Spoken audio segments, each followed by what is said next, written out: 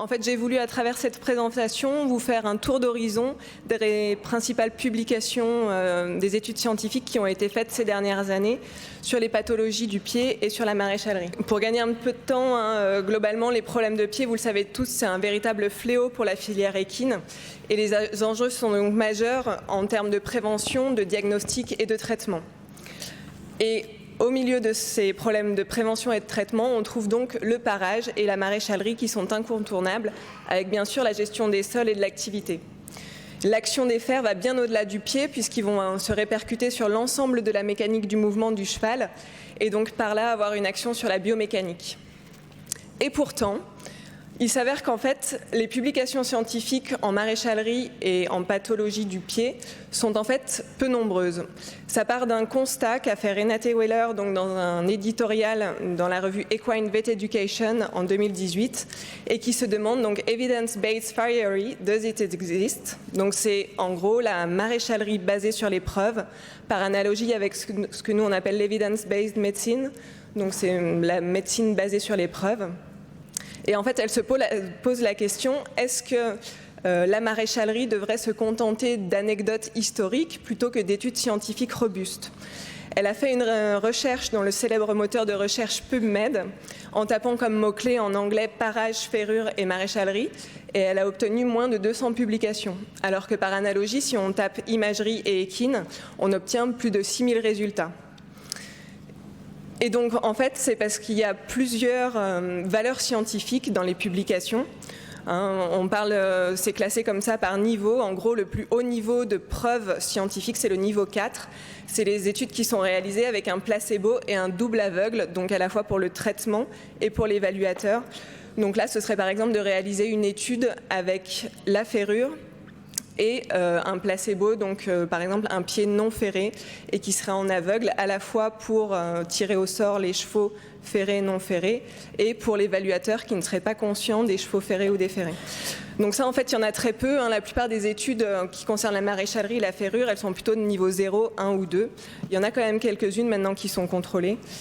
Et donc Renate Weller pense que les limites de la recherche en maréchalerie, elles sont principalement dues au fait que déjà souvent la ferrure reste une part anecdotique des traitements. On préfère par exemple évaluer l'efficacité d'une injection de corticoïdes dans la bourse peu-trochléaire. Ou dans la gestion du cheval, finalement, il y aura une petite part où la ferrure à l'envers aura été mise en place et qui contribue donc à l'évolution du cas. Mais il n'y a pas vraiment d'études dédiées qui visent à évaluer l'efficacité d'un type de ferrure, vous voyez, dans le traitement d'une pathologie. Les limites aussi en recherche, c'est lié bien sûr à la variabilité individuelle du maréchal, bien sûr du type de fer qu'il utilise, parce qu'il y a des fers à l'envers et des fers à l'envers. Il y en a qui sont avec une large couverture en talon, il y en a d'autres qui sont posés simplement comme ça à l'envers, donc ça n'a pas la même efficacité. Les variations liées au pied aussi, vous savez qu'un court et droit jointé, il ne réagit pas de la même manière aux modifications comme ça dans le plan sagittal des ferrures qu'un cheval qui sera long et bas jointé. Ils ne répondent pas pareil aux fers kinésithérapiques. Et puis bien sûr l'environnement, donc la gestion de l'activité du cheval, des types de sol, etc. Donc tout ça fait que les études sont en fait difficiles à standardiser. Aussi, en fait, ce qui est compliqué, c'est que pour avoir vraiment une évaluation de la locomotion du cheval dans les situations de sport, donc en travail à grande vitesse, à la réception des obstacles, ça nécessite d'avoir recours à des outils de mesure qui nécessite d'avoir un ingénieur avec soi. Vous voyez là sur la photo par exemple, c'est le fer qu'utilise Nathalie Crevillier donc à Alfort, qui est un fer dynamométrique avec tout un tas de capteurs, etc. Et donc elle travaille avec un ingénieur pour analyser les données. Et donc vous savez sûrement que le salaire d'un ingénieur n'est pas non plus celui d'un vétérinaire ou d'un maréchal. Et donc c'est pour ça que de faire des études en recrutant un ingénieur, ça a un coût encore supplémentaire. Et puis les financements sont plus difficiles à acquérir aussi par le fait simplement que le retour sur investissement n'est pas direct. C'est pas comme un laboratoire pharmaceutique qui pourra vendre son médicament par la suite. Et donc là, les financements sont un petit peu plus durs à trouver. Donc, dans cette présentation, je ne vais pas vous parler des recherches qui ont porté sur la fourbure ni l'équilibre latéromédial puisque ça a fait l'objet d'autres sessions. Et je me suis concentrée en gros sur 3 thèmes. On va commencer d'abord par les études qui parlent du parage et de la ferrure comme des outils de prévention et de traitement des affections locomotrices en général. Ensuite, on verra quelques études, quelques actualités en études biomécaniques et enfin des actualités dans le diagnostic, la prévention et le traitement donc des affections du pied en lui-même. Je suis tombée d'abord sur une étude donc, dans la première partie, une enquête épidémiologique qui a été menée en Hollande qui m'a paru intéressante et en fait qui vise à évaluer la prévalence et les facteurs de risque des lésions de la boîte cornée chez des chevaux donc en Hollande. Et en fait, ils sont partis du constat que, hormis pour la fourbure et la maladie de la ligne blanche, les facteurs de risque des lésions de la boîte cornée étaient quasi inexistantes. Et or, les conditions d'entretien sont généralement primordiales donc, pour la gestion de ces maladies.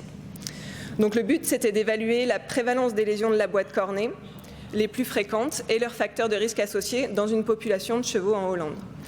L'étude a porté sur environ 1000 chevaux qui étaient tous de plus de 1 an et donc qui avaient été au moins parés 2 fois dans leur vie. Et ils ont recruté 21 maréchaux préalablement formés à la détection de ces lésions et à leur graduation pour recruter parmi leur clientèle un cas dans chaque écurie, donc répartis dans tout le pays au hasard. Et il y avait 500 qui étaient recrutés entre février et mars et 500 autres entre juin et juillet pour avoir à la fois des chevaux vivant au pré et au box. Donc il y avait aussi des chevaux sains dans la population. Donc les maréchaux devaient identifier et grader la sévérité de 12 lésions. Parmi elles, il y avait la pourriture de la fourchette, le crapaud, les sèmes, en distinguant les sèmes superficielles donc qui n'atteignaient pas le podophile et les sèmes profondes, les blêmes, la maladie de la ligne blanche et les épaississements de la ligne blanche, la fourbure chronique, les stries de la paroi et les kératomes. Et il s'avère qu'en fait, la prévalence des lésions de la boîte cornée donc, sur ces chevaux en Hollande était de 85%. Il y avait des chevaux donc, qui présentaient plusieurs types de lésions. La majorité était discrète. Alors c'est ce que vous voyez sur le schéma qui est en dessous, sur le graphique. Donc les grades de sévérité sont en bleu pour discret, rouge modéré et vert marqué. Et donc les principales lésions identifiées étaient en 1 la pourriture de la fourchette, en 2 les blêmes, en 3 les sèmes superficielles et ensuite la maladie de la ligne blanche et puis les épaississements de la ligne blanche. Donc sur ces maladies les plus fréquemment rencontrées, ils ont ensuite cherché à identifier les facteurs de risque. Et donc ils ont réalisé comme ça toute une étude de corrélation. Alors c'est peut-être écrit un petit peu petit, donc je vous ai fait un résumé en gros après. Donc sur ce tableau à gauche, vous avez l'impact des différents facteurs environnementaux qui ont été étudiés. Donc la race du cheval, le fait de curer les pieds tous les jours ou qu'une fois par semaine ou moins d'une fois par semaine. La qualité de la litière, donc si elle était sèche, un peu humide ou que les chevaux étaient toujours dehors. Le type de litière, donc sur paille, sur copeaux, autre, mélangé ou toujours dehors. L'accès au pré, oui ou non. L'accès au paddock, 24 heures par jour, 8 heures, 4 heures, 2 heures par jour, pas d'accès. Et donc les chiffres du tableau correspondent uniquement aux valeurs qui étaient significatives. Donc je vous ai fait un petit résumé après. Et après, ils ont aussi évalué des facteurs liés au cheval, donc la qualité de la corne, la couleur de la corne, si elle était plutôt blanche, intermédiaire ou noire, l'intervalle entre les séances de parage, le fait d'être ferré ou non, le type de sol sur lequel le cheval évoluait, son activité et son âge. Et donc, en résumé, il ressort de ça quand même quelques recommandations qu'on pourrait formuler aux propriétaires dont les chevaux souffrent de ces problèmes de pied, ou alors même en prévention. Donc, pour la pourriture de la fourchette, ils ont identifié que les chevaux qui étaient sur litière sèche avaient quand même moins de problèmes de pourriture de fourchette. Bon, vous allez me dire, on enfonce un peu des portes ouvertes, mais c'est aussi ça, l'evidence-based farriery, c'est vraiment basé sur les preuves. Donc, il faut plutôt choisir type copeaux ou même les laisser au pré. Pour les sèmes, les facteurs à privilégier, donc il vaut mieux curer les pieds tous les jours. Elles étaient moins fréquentes sur les chevaux dont on cure les pieds tous les jours, qui étaient gardés au box, qui étaient ferrés et qui évoluaient sur un sol en terre. Quant à la maladie de la ligne blanche, si les chevaux présentent ça, il faut favoriser plutôt une litière en paille cette fois-ci ou les garder au pré.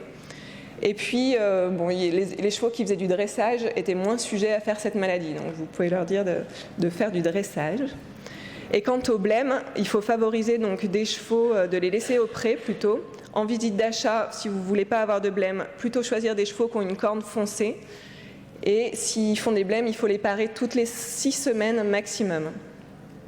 Et dans tous les cas, pour toutes ces maladies, à chaque fois, c'est un peu là aussi enfoncer des portes ouvertes, mais les maréchaux ont considéré qu'il y avait plus de risques de développer ces lésions si les chevaux avaient une mauvaise qualité de corne Et ça, vous savez, je ne sais pas si vous étiez là en 2015, mais Claire Moiroux, ma collègue, avait présenté avec la Maison familiale rurale de Saint-Hilaire-du-Harcouët une étude qu'ils avaient faite sur la supplémentation en biotine.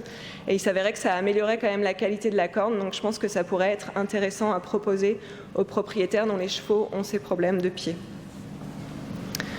Voilà, dans le même registre, il y a une autre étude un petit peu plus étonnante qui est parue sur le fait, en fait que les aigues-barchoux, donc les fers en œuf, semblent être un facteur de risque des hémorragies pulmonaires induites par l'exercice chez les pur-sang de course.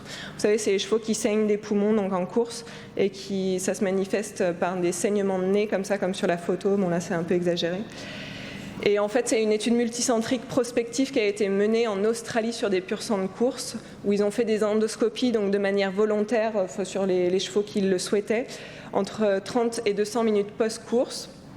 Ils ont donc gradé la sévérité de l'hémorragie, qui a d'ailleurs été identifiée donc, dans 56% des chevaux de course, dans cette population de chevaux australiens.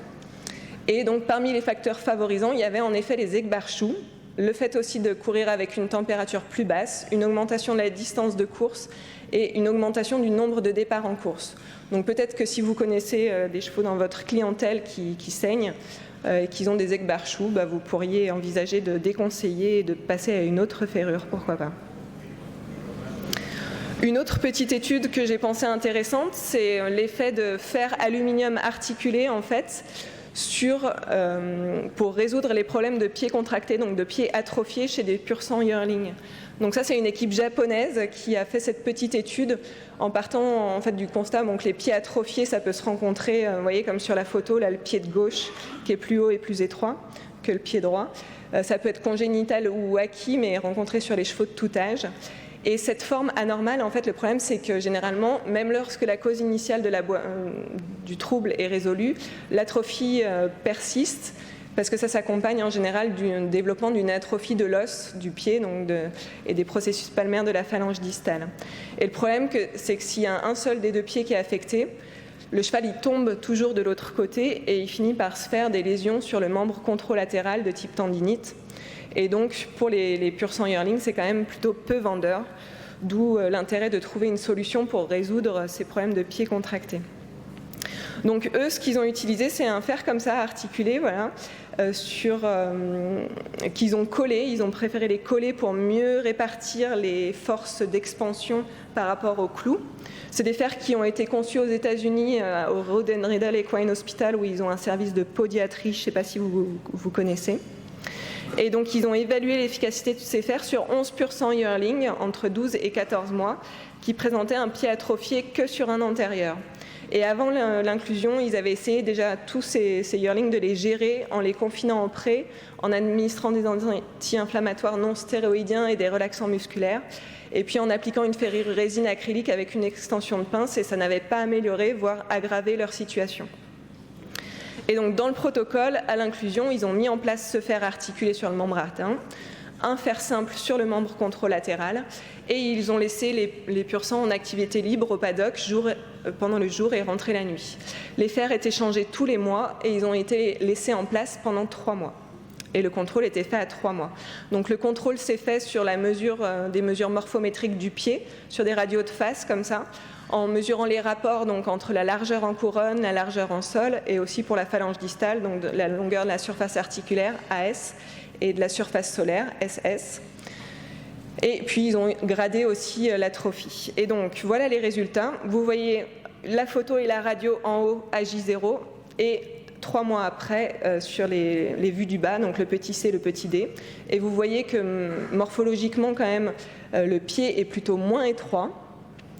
Et donc sur les mesures morphométriques, vous avez sur les graphiques de droite, en noir, les mesures réalisées sur le pied atrophié, donc avec le fer articulé, et en blanc sur le pied contralatéral. Et les graphiques de gauche illustrent donc les différences donc, entre les deux pieds lors de la mise en place du dispositif. Et puis sur les graphiques de droite, c'est au bout de 3 mois. Et vous voyez qu'entre les deux pieds, donc les deux antérieurs, il y avait des différences significatives dans les mesures au début de l'étude et plus à la fin. Donc ils ont conclu quand même que ce fer était plutôt efficace pour gérer les problèmes de pieds beaux Alors c'est dans cette population de chevaux en croissance, encore des yearlings pur sang, et que c'était quand même efficace en 3 mois. Donc ce serait plutôt intéressant à considérer. Même si certes, dans cette étude, il n'y a pas d'aveugle, il n'y a pas non plus de groupe contrôle, c'est ce que je vous disais en introduction, et peut-être que juste un parage sérieux seul aurait permis aussi d'améliorer la condition, mais bon, ça on ne sait pas. Et peut-être, je trouve c'est un petit peu dommage dans cette étude qu'ils n'aient pas fait des radios de profil aussi, pour voir l'amélioration de l'alignement des phalanges, peut-être, ça aurait été intéressant. Donc voilà pour cette première partie. Ensuite, je vais vous parler des actualités donc, en études biomécaniques. Je voulais quand même, parce que je ne sais pas si tout le monde voit ça à l'école, vous rappeler des éléments de biomécanique de base que moi j'ai appris à l'école et qui sont issus des travaux donc, du professeur Denoy dans les années 80. Et puis donc, il avait repris ça dans une revue en 94. Donc lors des différentes phases de la foulée, vous avez ici illustré l'ensemble de la phase de support, avec sur le dessin de droite l'amortissement, donc ça a été très bien vu dans les vidéos du dispositif là, de la présentation précédente. Donc généralement, en fait, les chevaux au pas, ils ont plutôt tendance à poser d'abord en pince et après le pied à plat en talon. Et donc, se poser en pince se fait grâce à la contraction du fléchisseur profond du doigt qui induit une légère flexion interphalangienne distale. Donc au moment du posé, donc il y a lors de l'amortissement comme ça une tension qui est plutôt modérée sur le fléchisseur profond et lors de l'impact au sol ensuite une tension qui est un peu plus marquée sur le fléchisseur superficiel et le ligament suspenseur du boulet. Ensuite la tension devient maximale sur le fléchisseur superficiel et le fléchisseur profond lors de la mi-phase d'appui, le mid-stand phase, où là donc on a une extension du boulet qui est maximal, de l'interphalangienne proximale aussi. Et dans cette phase, on a plutôt une flexion de l'interphalangienne distale qui fait que la tension est plutôt un petit peu moindre sur le fléchisseur profond du doigt qui s'insère donc dans le pied par rapport au fléchisseur superficiel et au suspenseur. Et ensuite vient la phase de propulsion, donc c'est le dessin A qui est tout à gauche. Donc là, on a le boulet le pâturon qui se verticalise, le boulet qui est moins en extension et donc un relâchement progressif du fléchisseur superficiel et du ligament suspenseur du boulet. Et par contre, une tension maximale du fléchisseur profond qui est liée à l'extension interphalangienne distale et qui devient donc maximale juste avant le lever des talons. Et ça a été donc relayé et confirmé par des études de mesures invasives avec des capteurs de pression dans les tendons qui ont fait l'objet d'une thèse à Utrecht en 1995, où vous avez donc illustré sur ce schéma en jaune la tension sur le fléchisseur superficiel, en orange sur le ligament suspenseur du boulet. Donc vous voyez qu'ils sont plutôt tendus dans la première phase de l'appui, et ensuite en vert le tendon fléchisseur profond du doigt, donc qui lui atteint sa tension maximale au moment de la phase de propulsion. Et donc lorsqu'on veut modifier comme ça la tension des tendons au cours des différentes phases de la foulée, le moyen qu'on a c'est d'agir sur l'orientation sagittale du pied, donc au moyen de cale. Donc le professeur Denoy avait fait en 1985 des études comme ça avec des mesures en radio. Et en gros, le fait de mettre une cale sous les talons, ça induit donc une flexion de l'interphalangienne distale qui va relâcher le tendon fléchisseur profond du doigt, le perforant. Comme le perforant est relâché, ça fait descendre le boulet. Et comme le boulet descend, ça induit une tension supplémentaire sur le suspenseur et sur le perforé. Et à l'inverse, lorsqu'on met une cale en pince, ça fait une extension interphalangienne distale, donc ça tend le perforant. Le perforant, donc, il soutient le boulet, qui descend moins, et donc ça limite les tensions sur le perforé et le suspenseur. Donc voilà, ça c'est la théorie de base et à partir de laquelle donc, vous allez peut-être mieux comprendre les études qui ont été faites par la suite parce que ces données continuent donc à faire débat. Il y a notamment une étude qui a été menée par Jenny Hagen donc récemment, là, en 2018, qui est parue et qui donc reprend ces données-là en radio en étudiant l'impact de différentes hauteurs de cale placées en pince ou en talon sur l'angle dorsal du boulet et sur l'aire de section des tendons fléchisseurs superficiels et profonds du doigt. Donc, parce qu'elle part du constat qu'en fait, il n'y a pas d'études qui ont évalué l'angle nécessaire pour modifier l'angle dorsal. Il n'y a pas eu d'étude qui a évalué donc, la hauteur de cale nécessaire pour faire varier l'angle du boulet ni pour faire varier les tensions sur les tendons. Et il n'y a pas eu non plus d'étude de variabilité individuelle de la réponse à ces cales en fonction de la conformation des pieds. Donc elle a utilisé 30 chevaux pour étudier tout ça. Ses objectifs, c'était de démontrer que l'augmentation de l'angle du pied, donc lorsque le pied est plus vertical, va augmenter les effets sur l'angle du boulet et sur l'aire de section des tendons, que des cales de 5 degrés étaient insuffisantes pour provoquer un changement, que ce soit en pince ou en talon, et que des cales de 10 à 20 degrés étaient, elles, suffisantes, et que ces effets étaient donc variables en fonction de la conformation individuelle des doigts et de l'aire de section des tendons. Donc pour ça, elle a utilisé 30 chevaux de 2 écuries cliniquement sains. Elle a mesuré, vous voyez comme sur la photo, l'angle dorsal du sabot sur les 2 pieds antérieurs pour voir les variations individuelles, et puis les hauteurs au garrot, etc. Et elle a fait des radios puis des échographies dans cette situation, donc pieds nus à plat, et ensuite avec les 3 types de cales, sous la pince puis sous les talons. Et sur les radios, elle a mesuré également donc l'angle dorsal du boulet, comme vous le voyez en bleu sur l'image de gauche, la longueur des phalanges, comme vous le voyez en vert, et puis les angles palmaires de la phalange distale, comme vous voyez en orange, et après elle a aussi fait pour la phalange moyenne et la phalange proximale. Et sur l'image de droite, ça c'est les aires de section des tendons qui ont été mesurées à 3 hauteurs différentes de la région tendineuse métacarpienne. Et donc les résultats concernant d'abord l'influence de la hauteur des cales sur l'angle dorsal des boulets. Donc vous voyez sur le graphique de droite, en abscisse, donc TW, ça veut dire toe wedge, ça c'est les cales en pince, donc de 20, 10 et 5 degrés. Et après vers la droite, c'est les heel wedge, donc les cales sous les talons. Et vous voyez donc que d'une manière générale, plus la hauteur des cales en pince augmente, plus l'angle dorsal du boulet augmente, donc moins il est en extension et moins il descend. Donc jusque-là, c'est logique avec ce que je vous ai dit en introduction. Et au contraire, avec les cales en talon, on a une diminution de l'angle dorsal du boulet, donc plus d'extension, le boulet qui descend plus. Et les petites accolades, ça correspond aux différences significatives. Donc les différences étaient surtout significatives, en effet, pour des cales de 20 degrés, en pince en tout cas, et puis en talon, c'était aussi significatif pour 10 degrés.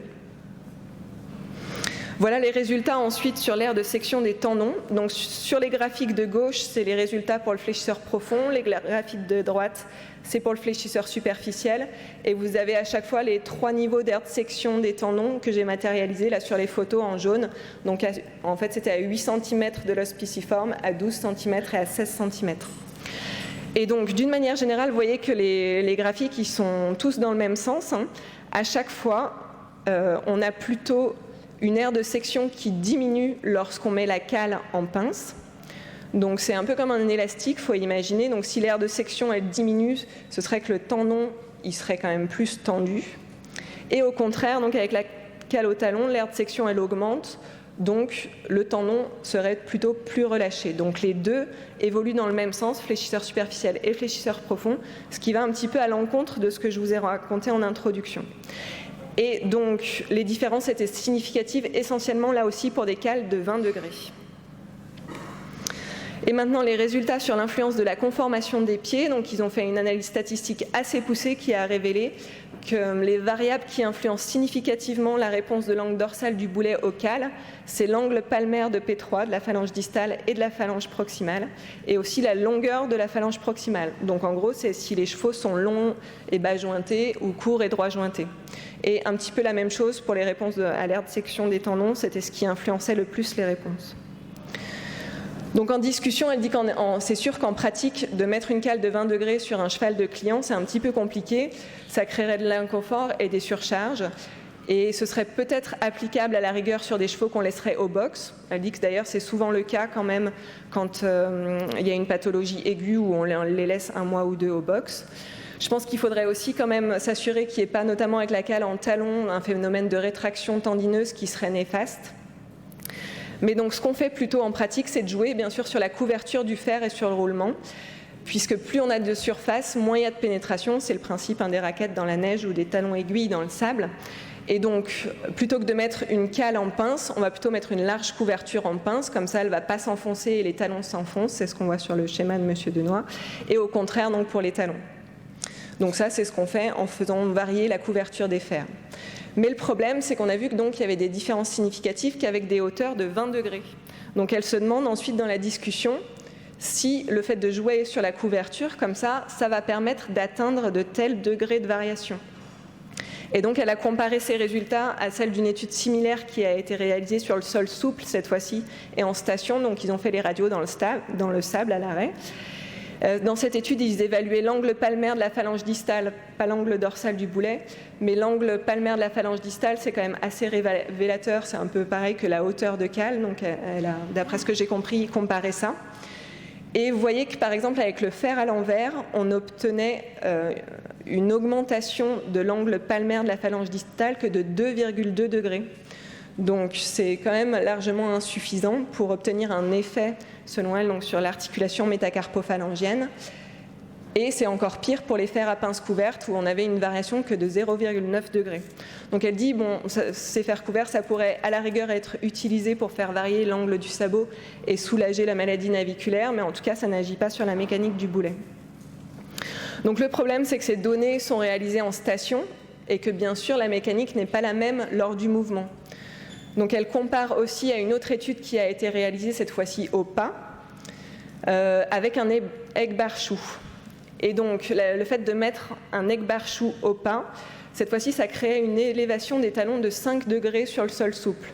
Donc vous voyez, on est déjà au pas au-delà des 2,2 degrés qu'on avait à l'arrêt. Et donc quand on sait qu'au pas, il y a 150 kg qui s'appliquent sur le fléchisseur superficiel, au trot c'est de l'ordre de 400 à peu près, au galop c'est de 1000 kg, on peut donc imaginer qu'aux allures, en fait, ces fers couverts ont une efficacité également suffisante sur l'articulation métacarpophalangienne, par exemple.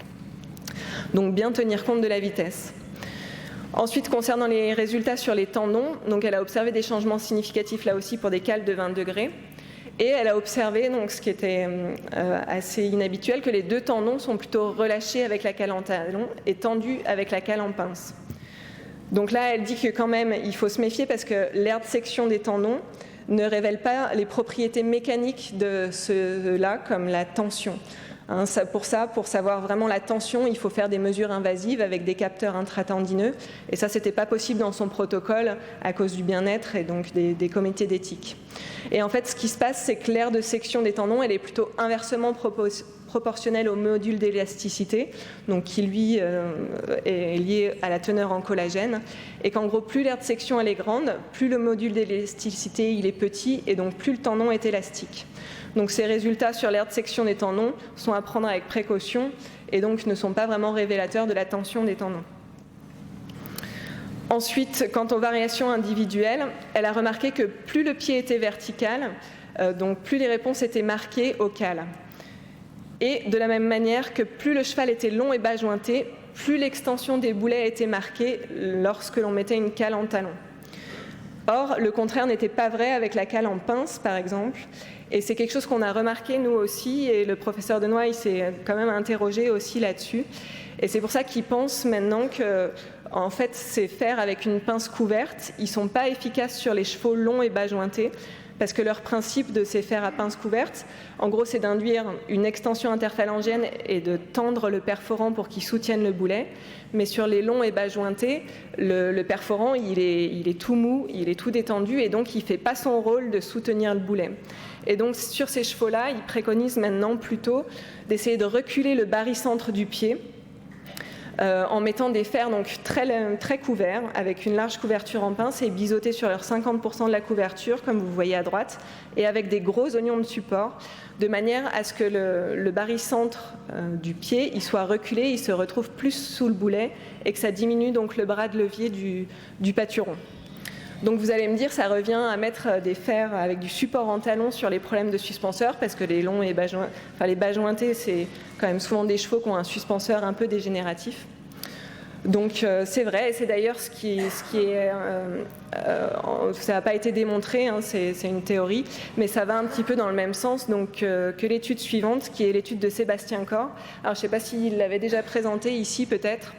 Donc c'est une étude où il évalue l'influence de différents types de fers postérieurs et des pieds nus sur la cinématique du cheval au pas et au trot sur sol souple. Donc en gros, ils sont partis du constat avec son équipe que la plupart des études qui comparent la locomotion des chevaux ferrés versus déferrés, ou avec différents types de fer kinésithérapiques, le sont faites sur sol dur ou profond, mais qu'il existe en fait peu de données sur sol souple et sur les membres postérieurs. Et donc l'objectif de cette étude, c'était de déterminer les effets de différentes ferrures postérieures sur les cinématiques des membres au pas et au trot sur sol souple, et de tester 4 hypothèses en partant de leur expérience chez les trotteurs. La première, c'est que sur sol souple, l'effet de la ferrure serait donc plus important sur les régions proximales que sur les régions distales. La seconde, c'est que les aigues-barchoux sur les postérieurs auraient tendance à augmenter la propulsion des postérieurs. La troisième, c'est que les fers à l'envers sur les postérieurs diminuent l'engagement. Et enfin, que les fers à pince couverte sur les postérieurs ont plutôt un effet mineur. Donc pour ça, il a utilisé 6 chevals déferrés, cliniquement sains, fait des mesures dans une carrière sur sol souple, arrosé et aplani régulièrement, et réalisé une analyse cinématique avec des marqueurs donc, que vous voyez sur la photo. Et donc ils ont mesuré les angles articulaires, l'amplitude de protraction-rétraction et les temps des différentes phases de la foulée, donc à vitesse constante au pas et au trot. Et ils ont comparé 7 situations. La situation de référence, c'est celle que vous voyez en haut, avec les fers donc classiques aluminium numérotés A sur les antérieurs et les fers acier léger B sur les postérieurs. Et donc ça, cette situation de référence. Après, ils l'ont comparé au fait de déferrer des antérieurs, déferrer des postérieurs ou 4 pieds nus. Et après, ils ont comparé aussi en laissant donc ferrer sur les antérieurs avec la situation A et en mettant sur les postérieurs les fers en neuf, donc le C, les fers à pince couverte, le D, et le fer à l'envers, le E. Donc les résultats relativement aux différences entre les différents types de fers postérieurs, donc ils ont démontré qu'avec des aigues-barchoux par rapport aux fers de référence et aux fers à pince couverte, provoquait une augmentation de l'extension du grasset et de la hanche à l'appui, ce qui corrobore donc leur hypothèse 2 sur le fait que les aigues-barchoux augmentent la propulsion des postérieurs. Ensuite, ils ont montré que les aigues-barchoux et les fers à l'envers versus la situation de référence augmentaient l'extension du boulet postérieur au trot. Bon, donc ça, c'est ce pourquoi aussi on a vu dans l'étude précédente, qui avait été montré dans l'étude précédente. Ensuite, que les fers à l'envers versus les fers de référence, les aigues-barres et les fers couverts, augmentaient l'extension du coude et de l'épaule pendant la phase de soutien et la phase d'appui. Et donc ça corrobore leur hypothèse 3, le fait que les fers à l'envers augmentent la protection des antérieurs. Et enfin, que les fers à pince couverte versus la situation de référence diminuent l'extension du tarse à l'amortissement. Donc peu d'effet le long de la phase d'appui, juste à la phase d'amortissement de ces fers couverts. Et ils ont obtenu 4 fois plus de différences significatives pour les régions proximales que pour les régions distales. Donc ça corroborait leur hypothèse 1. Ensuite, en comparaison des situations pieds nus, le fait de déferrer des postérieurs par rapport à la situation de référence, ça augmentait l'extension du grasset, de la hanche et du boulet antérieur.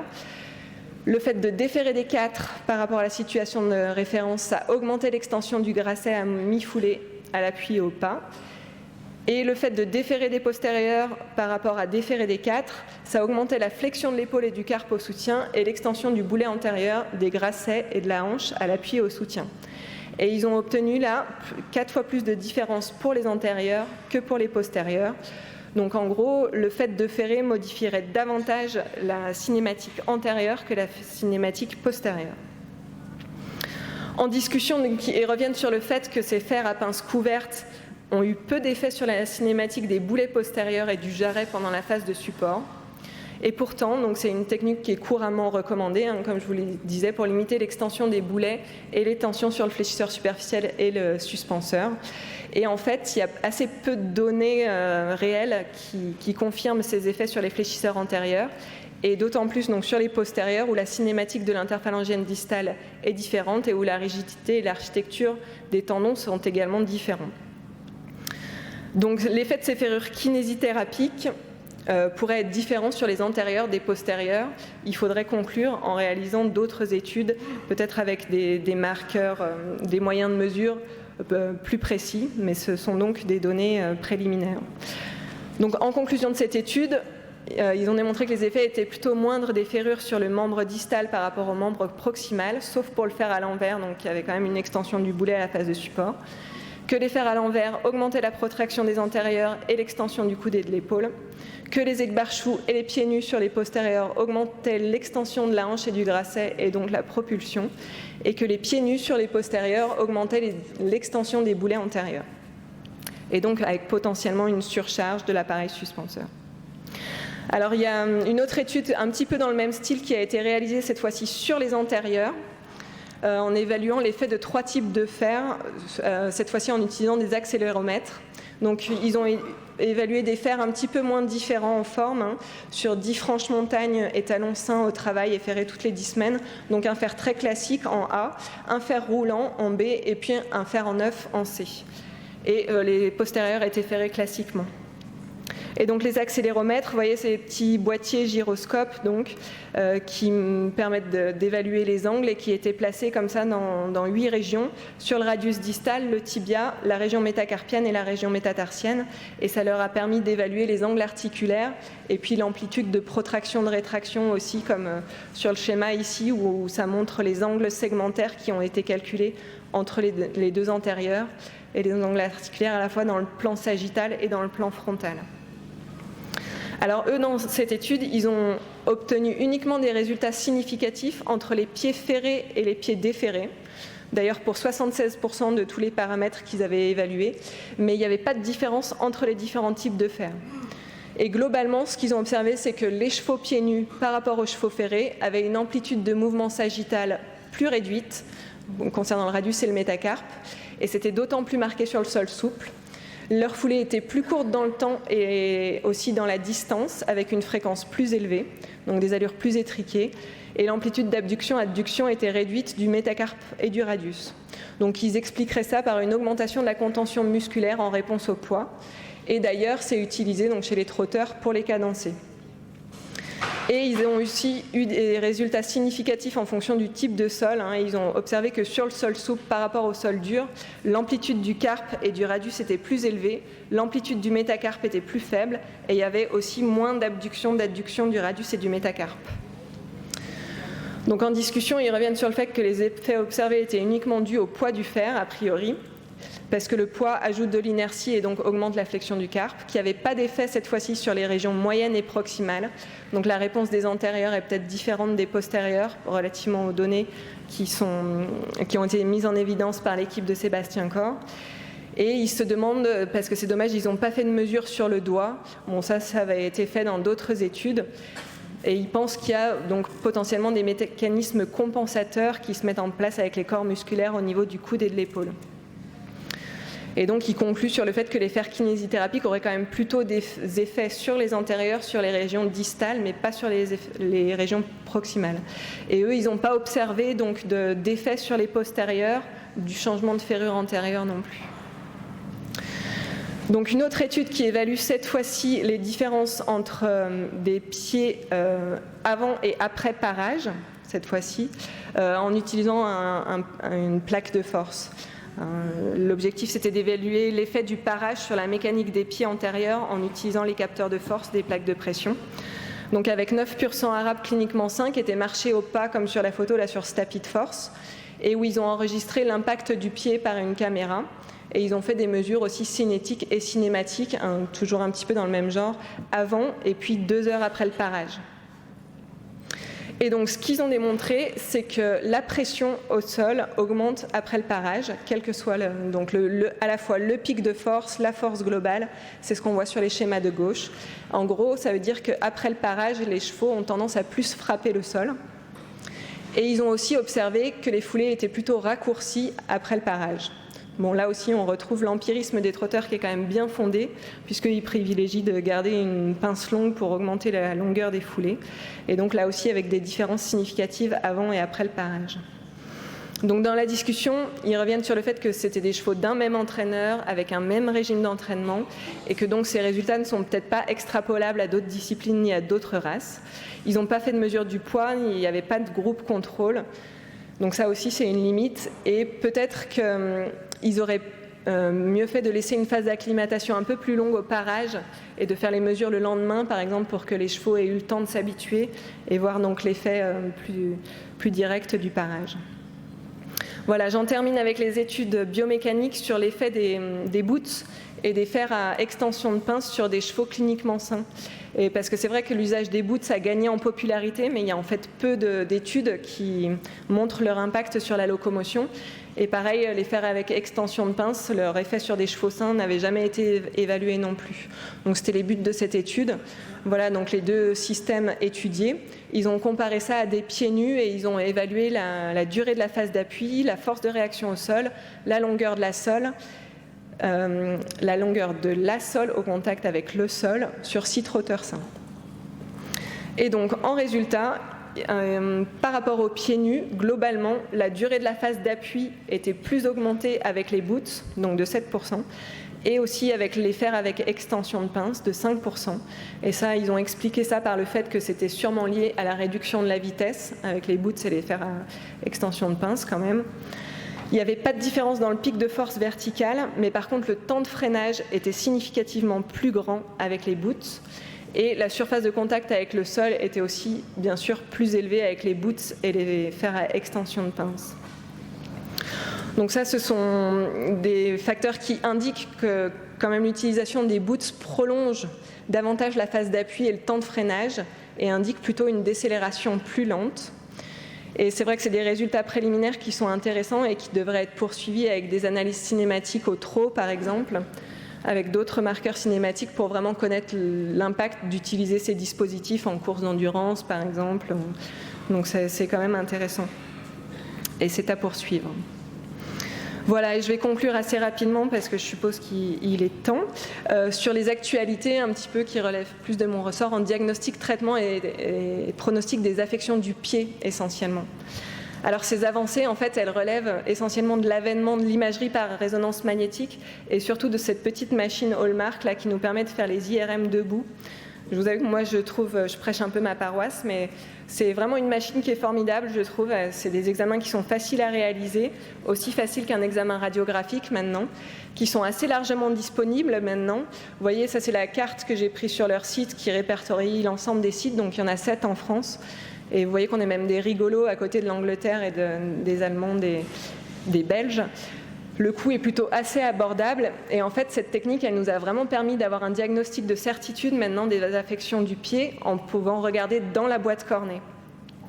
Et donc grâce à ça, ça a permis d'accroître énormément nos capacités diagnostiques et par là donc d'améliorer la précision du diagnostic, de préciser l'étendue, la sévérité, le stade cicatriciel des lésions et aussi de découvrir d'autres lésions qui n'avaient pas été mises en évidence par l'imagerie conventionnelle. Par exemple, dans le cas des arthropathies avancées, dans certains cas, vous voyez sur les radios, les petites flèches, elles indiquent l'espace articulaire, donc l'espace cartilagineux. Et sur ces deux radios, on ne voit pas vraiment de différence entre le pied A et le pied B. Alors qu'à l'IRM, vous voyez sur l'image D, donc qui correspond à la radio du pied B, qu'on a un défaut de visualisation des deux couches du cartilage par rapport au pied C. Et donc l'IRM permet comme ça d'identifier des arthropathies qui pourtant sont évoluées et qui ont un pronostic plutôt défavorable par exemple.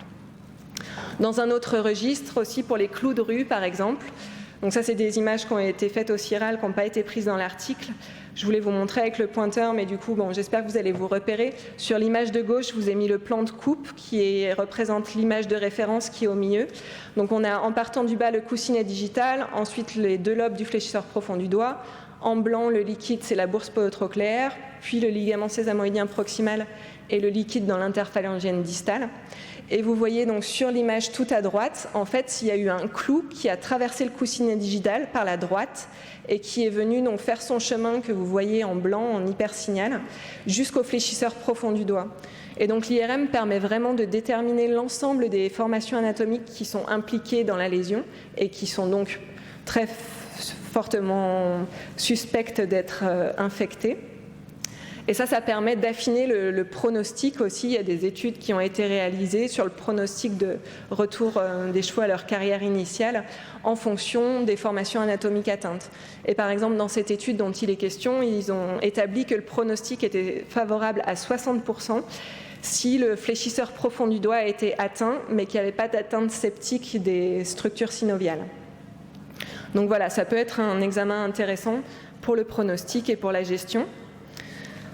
L'IRM, ça nous a également permis d'obtenir beaucoup de données en épidémiologie, notamment sur les tendinites des fléchisseurs profonds du doigt, qui sont les plus fréquemment rencontrées à l'IRM dans les chevaux qui sont examinés en IRM. Elles représentent 73% des boiteries de pied à l'IRM.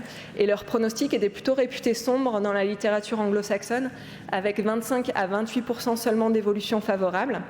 Mais en fait, dans ce pronostic, il y a des grosses variations en fonction de la localisation et du type et de l'étendue des lésions.